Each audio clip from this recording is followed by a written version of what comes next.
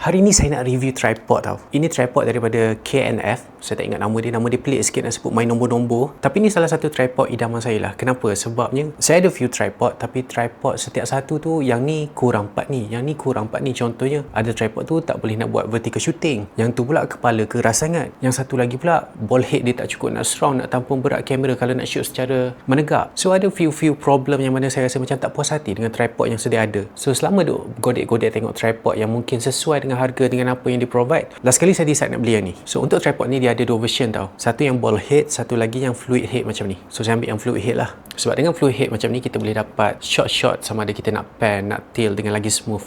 Contohnya macam ni, smooth je kita boleh pusingkan dia.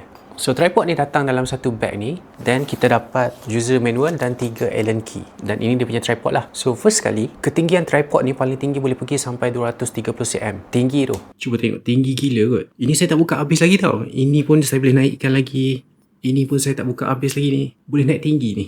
Then dia ada beberapa mode. Mode yang pertama of course lah tripod macam biasa. Kita just buka kaki dia. Jadilah tripod biasa kan. Kalau nak tinggikan lagi macam biasa, kita just buka dia punya lock ni untuk panjangkan kaki dia. Ini standard lah tripod biasa kan. Yang kedua, kita ada mode untuk overhead shot. Saya tak ingat nak panggil nama apa, tapi kita ambil lah nama tu dulu. So cara dia macam ni, kita buka bahagian sini, pusingkan dia. Okay, kita panjangkan dia dulu. Dan kita buka pula bahagian sini. Nampak tak ni? Sekarang ni kepala dia kita boleh buka macam ni. Dan saya ketatkan dulu. So bila macam ni kita boleh buat overhead shot. So sekarang kita dalam mode overhead shot. Cuma sekarang ni saya set up untuk kamera melintang lah. Kalau nak turunkan dia ke bawah, kita just unlock dekat sini. So kita tundukkan kamera kita macam ni. So bolehlah shoot dekat bawah kan. Dan disebabkan kita sekarang ni kita boleh set up macam ni, kita boleh juga shoot video dengan menggunakan fluid head dan kita boleh dapat vertical shooting. Saya just pusingkan dekat sini.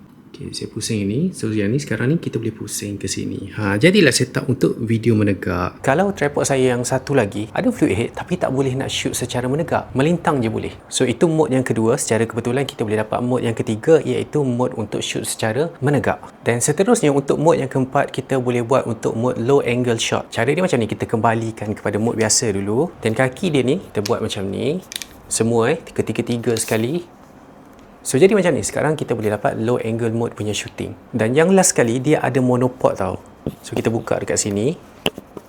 So sekarang kita dapat satu monopod. Dekat bawah ni kita ada satu hook untuk letak pemberat. Dan untuk kepala dia ni boleh tampung berat maksimum sebanyak 5 kg. Yang mana dah cukup dah untuk kamera saya. So lepas ni konten-konten saya memang saya akan banyak shoot guna tripod ni lah. Kalau korang pun berminat nak dapatkan, saya akan letak link sekali.